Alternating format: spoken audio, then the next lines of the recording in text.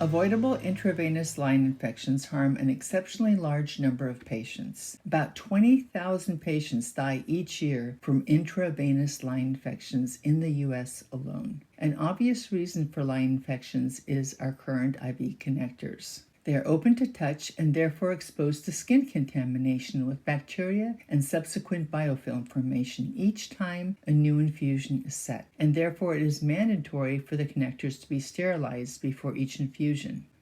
Because this has to be done by healthcare workers who can sometimes be overworked, under stress, or otherwise distracted, this important sterilization step is inadvertently omitted in 3 to 4% of all infusions, and up to 23% of all connectors were found to be contaminated in a hospital ward. A stiff enough but flexible shield covering the connector can prevent this contamination. This shield prevents the connector's tip from coming in contact with the patient's skin and was also shown to protect from airborne contamination.